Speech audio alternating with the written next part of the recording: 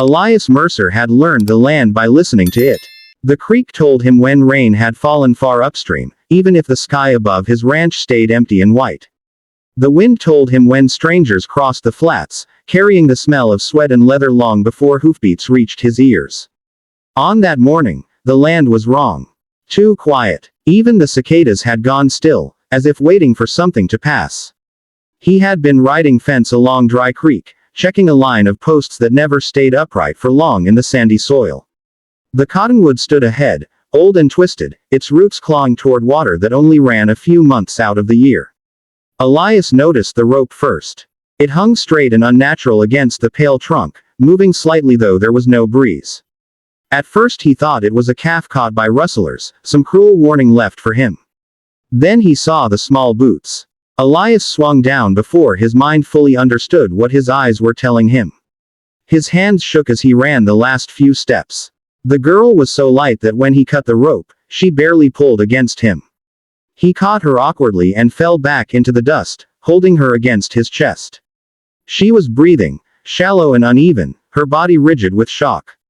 Her face was streaked with dirt and dried blood, her dark hair tangled around her cheeks. The sign lay crooked against her chest, tied with twine. The words were misspelled and roughly burned into the wood. Elias did not read them at first. He did not want to. He tore the twine away and flung the board aside as if it might bite him. He pressed his ear to her chest, counting breaths the way he had once counted calves during a bad winter.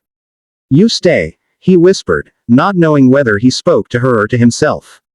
"You stay right here." He lifted her again, cradling her like something fragile and sacred. The ride back to the ranch felt longer than any he could remember. Every sound made him twist in the saddle, expecting riders to appear, rifles raised. The girl never opened her eyes. Once, she made a small sound, barely more than a breath, and his grip tightened as if he could hold her soul inside her body by force alone. The ranch house was a low, weathered thing, built by Elias and his brother years before the brother rode east and never came back. Elias laid the girl on his bed, the only one with a real mattress, and set to work with the careful urgency of a man who knew enough to be dangerous and not enough to be confident. He cleaned the marks around her neck gently, avoiding pressure, his jaw clenched until it ached. He gave her water in small sips when she could swallow, then wrapped her in blankets that smelled of sun and horse. Only when she was settled did he step outside and retrieve the sign.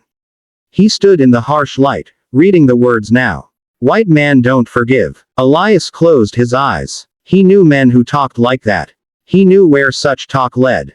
He burned the sign in the cook fire until the wood blackened and broke apart, watching the words curl and disappear. Even as the smoke rose, he knew burning it would not be enough. The girl slept through the afternoon and into the night. Elias sat at the table, rifle across his knees, listening. Once, well after dark, he thought he heard hooves far off, but the sound faded, swallowed by the desert. He did not sleep. He watched her chest rise and fall, counting breaths again, promising things he did not know how to keep. When dawn came, it brought heat and flies. The girl woke briefly, her eyes opening to narrow slits. They were dark and sharp, full of fear. She tried to pull away, weak but determined. Elias stepped back at once, raising his hands. "It's all right," he said softly. "I won't touch you. You're safe here." She did not answer. Her gaze moved around the room, taking in the walls, the window, the door. When her eyes found the rifle, they lingered there. Elias pushed it farther away with his foot. "I cut you down," he said, unsure if she understood his words or his tone. "I won't let anyone hurt you." Her eyes closed again, and she turned her face to the wall. By the second day, she could sit up. She ate a little when he left food within reach and stepped outside. She spoke no words he recognized.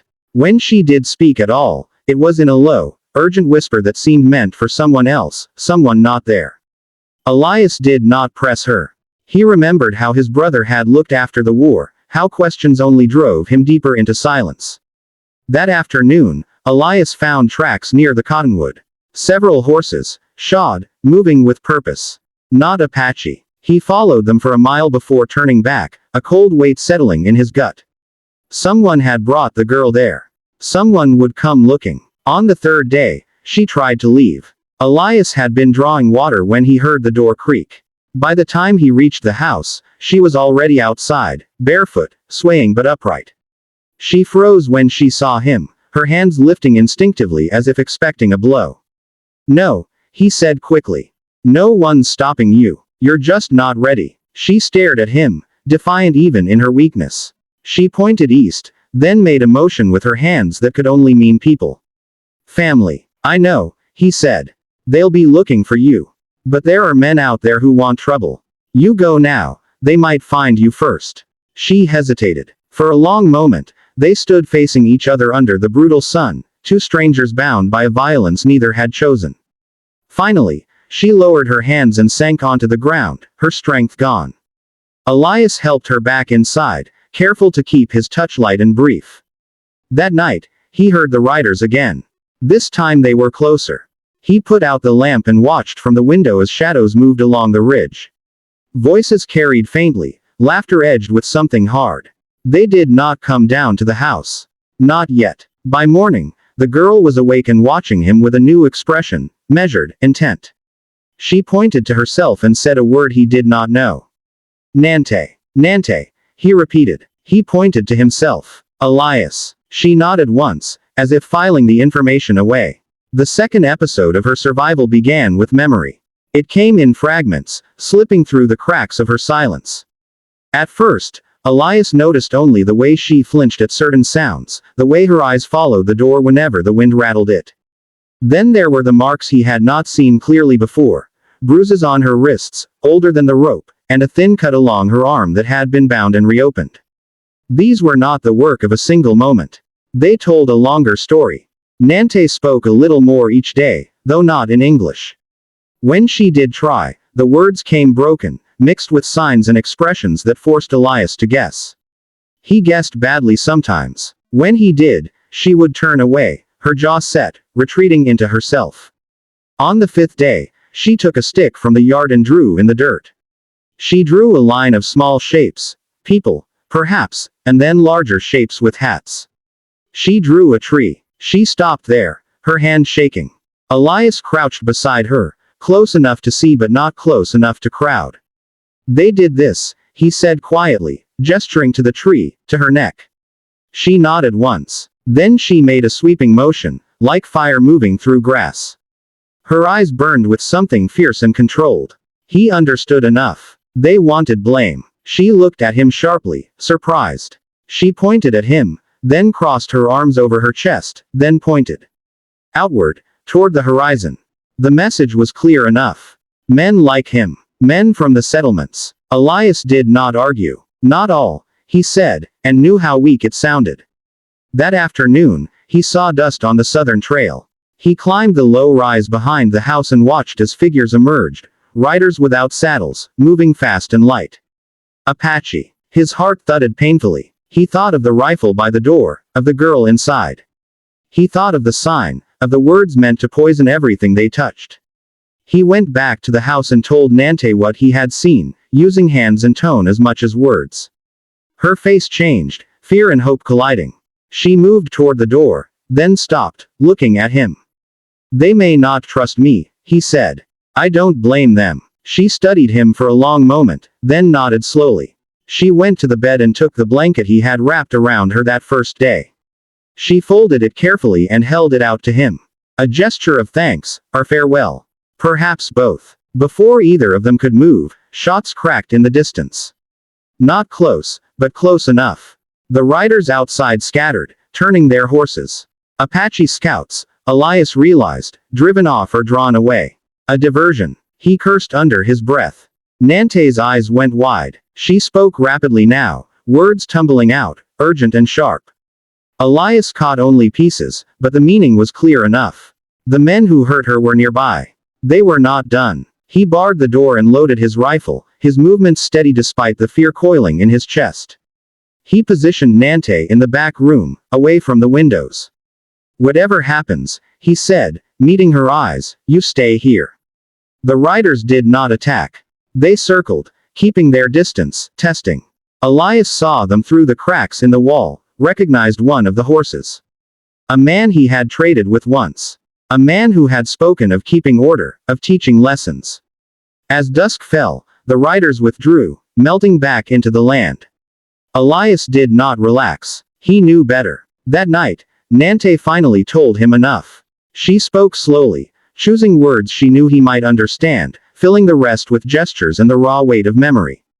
She had been taken while gathering roots with her cousin. The men had killed the cousin and spared her for a different purpose. They had argued among themselves, their anger not truly about her at all. She was a tool, a spark. They had hung her where she would be found. If she died, it would prove something twisted and useful to them. If she lived, it would be worse. Either way, they believed the land would burn. Elias listened, his hands clenched so tight his nails bit into his palms. When she finished, there was a long silence. "I won't let them use you again," he said finally. Nante looked at him, searching his face as if weighing the truth of that promise. Outside, far off, a drumbeat sounded. Apache, calling, answering. Her people were close. So were the men who wanted war. The drumbeat came again just before dawn, closer now, rolling across the flats like distant thunder. Elias stood outside with Nante beside him, the sky still bruised purple and gray. The air carried the smell of dust and cold ash. When the first Apache riders crested the rise, they did not come with raised weapons. They came cautious, spread wide, eyes sharp and searching. Nante stepped forward before Elias could stop her. She lifted her hands, palms out, and spoke in a clear, steady voice. The riders slowed. One of them dismounted, tall and broad-shouldered, his hair bound with leather.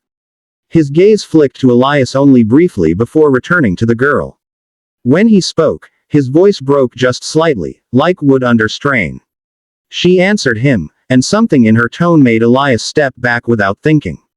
This was not his place. The man crossed the distance and pulled her into his arms, holding her fiercely. The others murmured, relief and anger tangled together. The man turned then, his eyes hard on Elias. He said something sharp. Nante responded immediately, placing herself half between them, her hand gripping her uncle's sleeve. The argument that followed flowed around Elias, but he caught enough. Questions. Accusations. Nante pointed to the house, to Elias, then made the cutting motion again, touching her neck.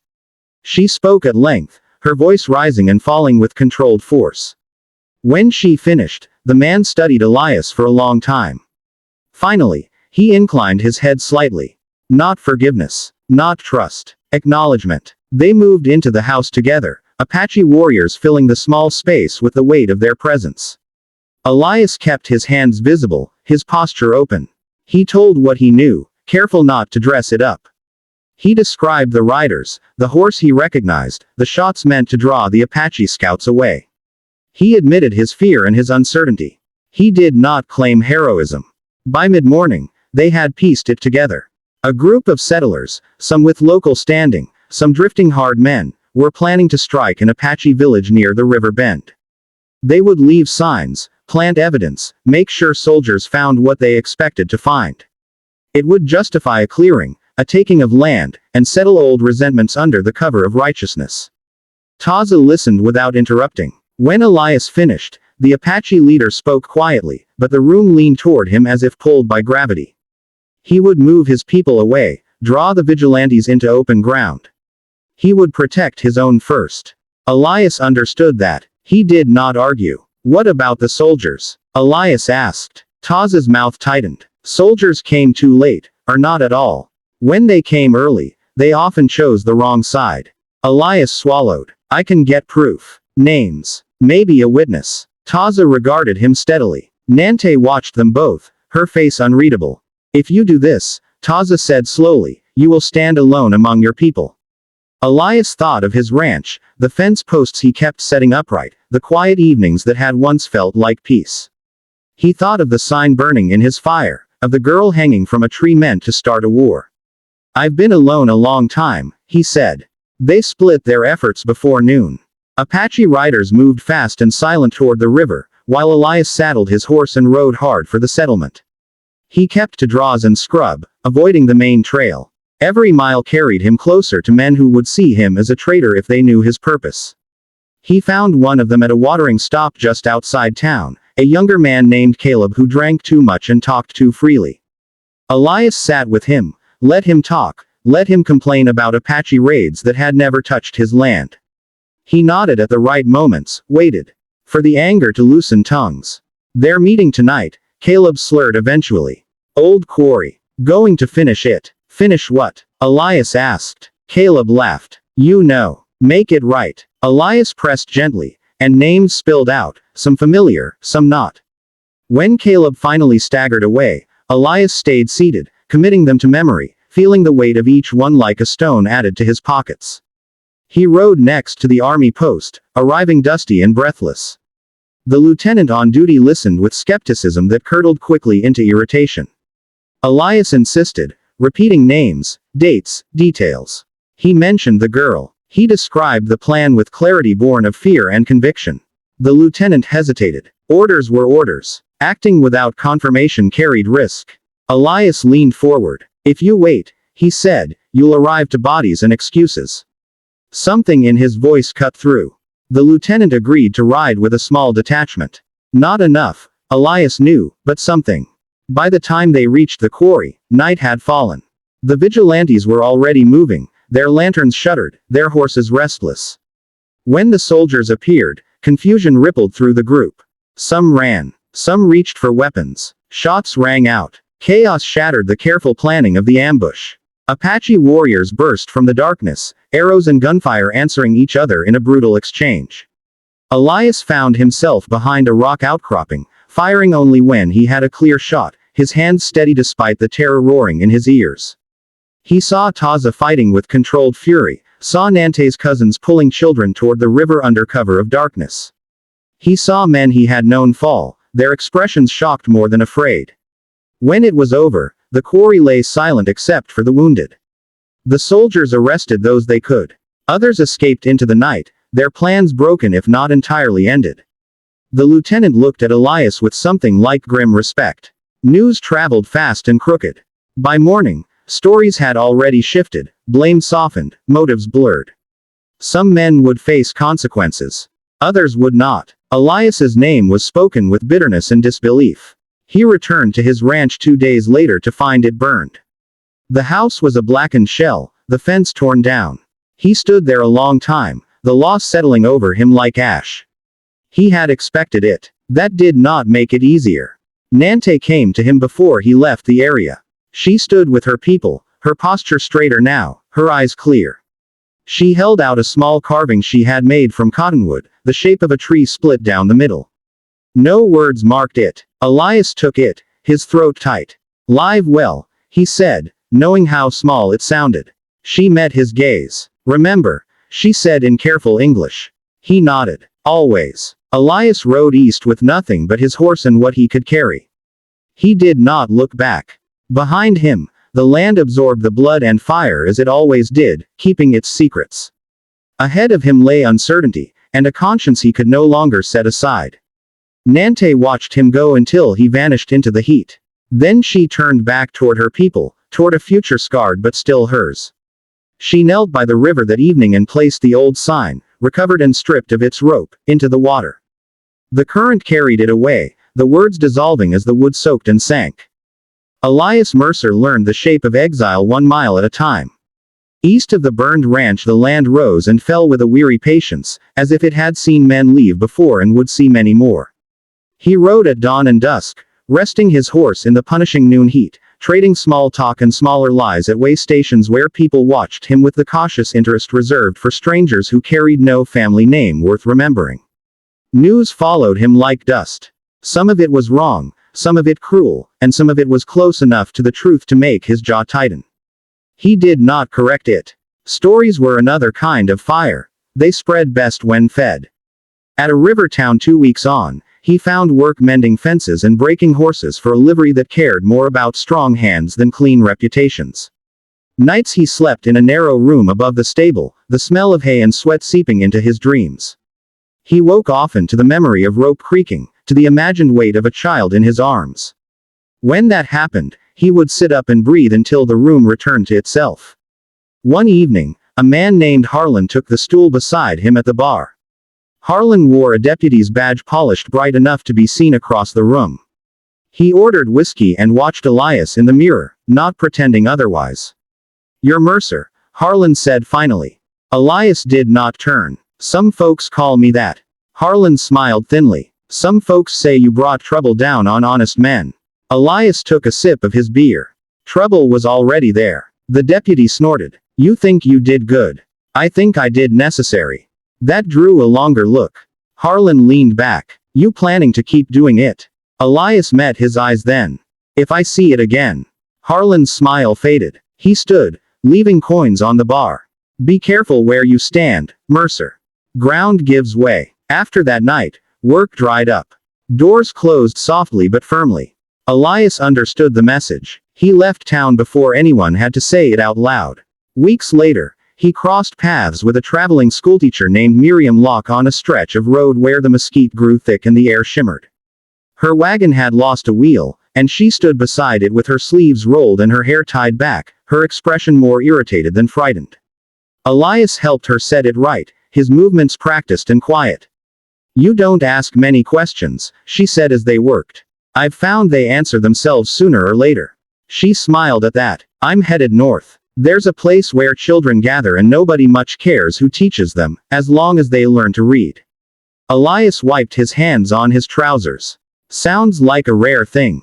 Rarer than it should be." She studied him openly. "You could come along. I could use someone who knows how to fix what breaks." He considered it. The road north was as good as any. "I'll ride with you as far as the next fork." They traveled together for 10 days. Miriam talked easily, filling the silence Elias carried with him. She spoke of letters from children she had taught years ago, of the stubborn joy of watching understanding dawn. Elias listened. At night, they shared a fire and stories traded carefully, like tools handed across a workbench. He did not tell her everything. He did not need to. At the fork, he stopped. "This is where I turn." She nodded, accepting it without offense. "If you change your mind, look for the school by the cottonwoods." He watched her go, then turned east again, the small carving of a split tree heavy in his pocket. South and west, the consequences of the quarry spread in uneven waves. Taza moved his people farther upriver, away from the bend that had become dangerous ground. Soldiers came and went, sometimes respectful, sometimes not. A few of the vigilantes stood trial, their names printed in papers far away. Others returned quietly to their lives, nursing resentments that would harden over time. Nante healed in ways that were visible and in ways that were not. The marks on her neck faded to pale lines. The fear that had hollowed her eyes receded, replaced by something steadier. She learned English more fully, sitting with an older woman who had learned it under duress years before and now taught it on her own terms. Nante practiced writing with charcoal on flat stones, forming letters slowly, carefully, as if each one mattered. She told her story when asked, and sometimes when not. She did not raise her voice. She did not embellish. That made it harder for those who wanted to dismiss her.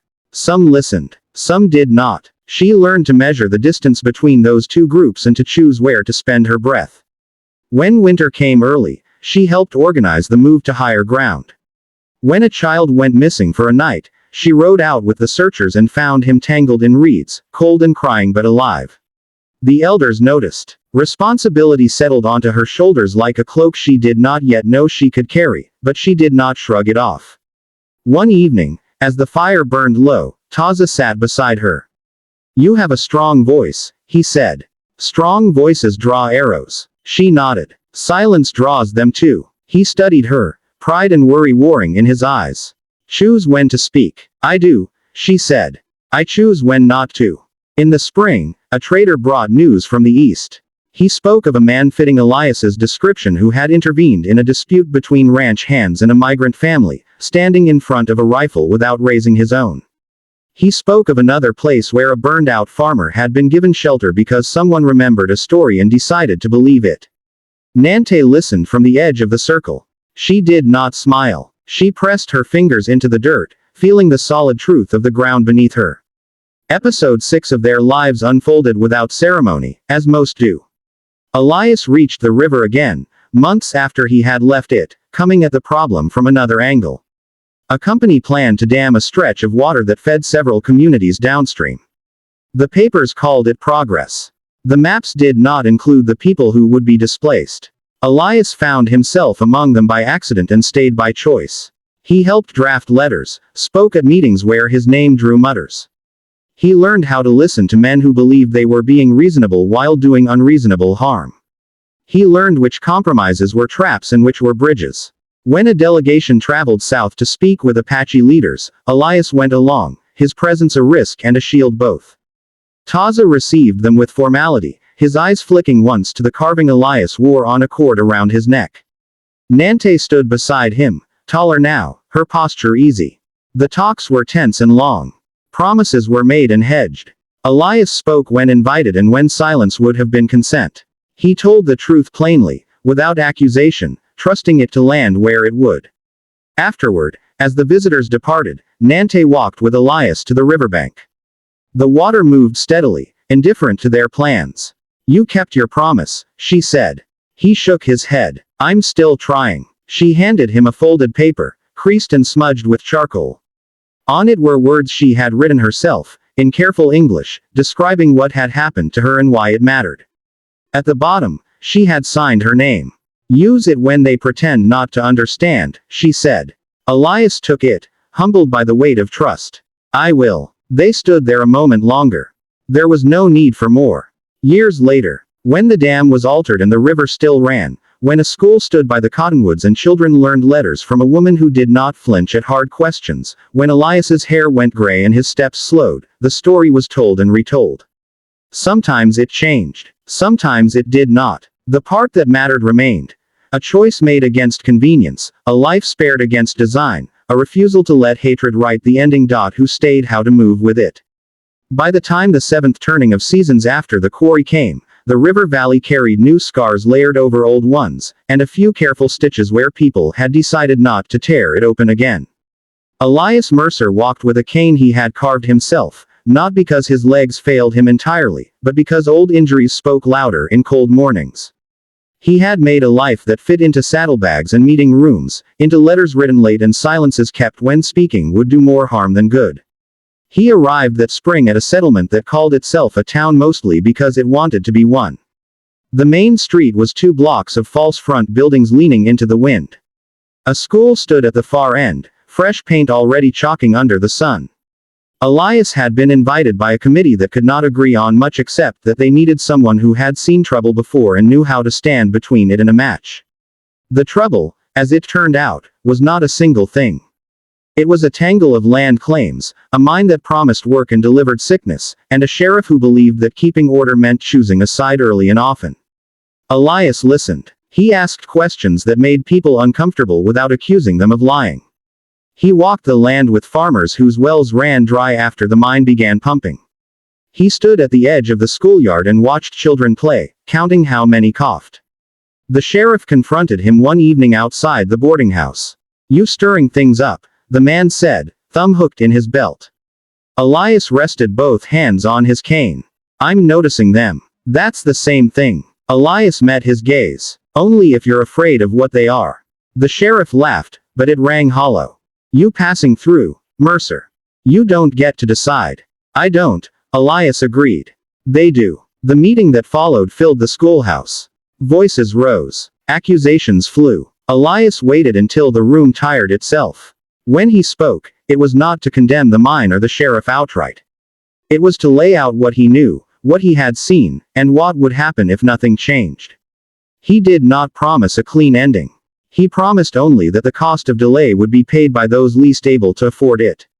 A woman stood then, thin and fierce, her hands trembling. She spoke of a child lost to fever.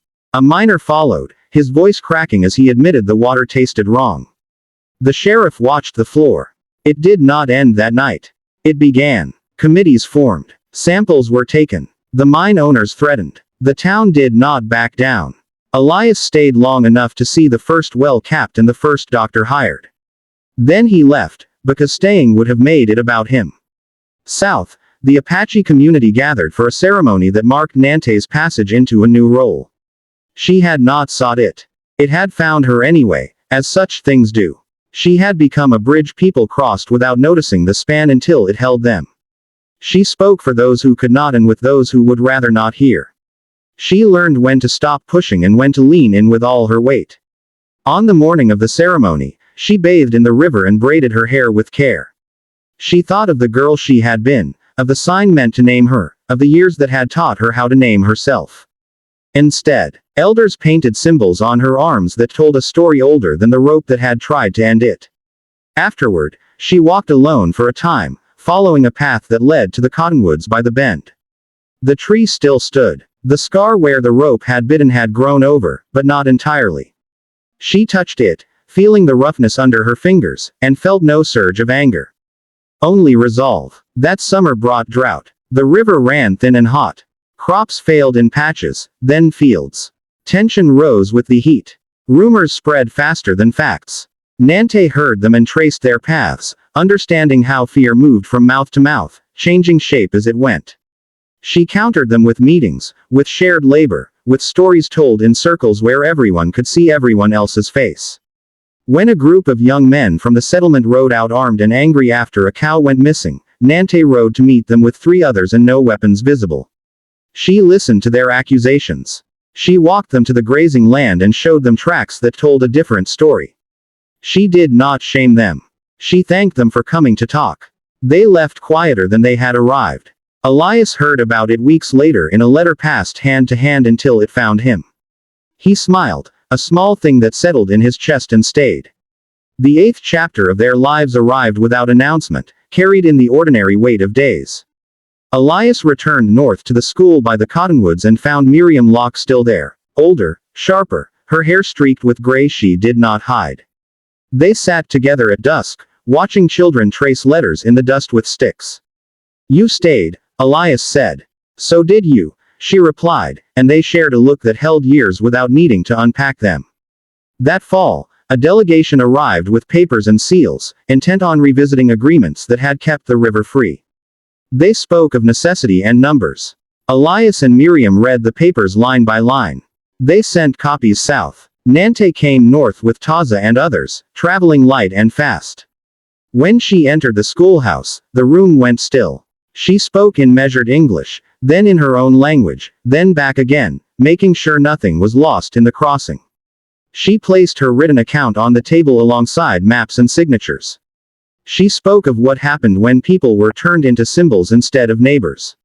The negotiations stretched for days. There were moments when Elias felt the old weariness press down, when the thought of how easy it would be to let someone else take the strain flickered like a temptation. He looked at Nante then, steady and unflinching, and stayed. In the end, the papers were amended. Not perfect. Better. Enough to matter. On the last evening, Elias and Nante walked to the river. The water reflected the sky, wide and patient. Children laughed nearby, their voices carrying. "You could rest now," Nante said. "You have done more than many." Elias leaned on his cane, considering. "Rest is a thing you do between labors." She nodded, accepting that answer. "Then rest a little," he smiled. "I will." They stood until the light faded. There were no speeches, no ceremonies. Just the sound of water and the knowledge that the work would continue with or without them, as long as people chose it. Years later, when Elias was buried on a rise overlooking the river he had walked so often, the school closed for a day. Miriam spoke briefly, as he would have preferred. Nante placed the small carving of the split tree at the foot of the marker. She did not carve words into the stone. She did not need to.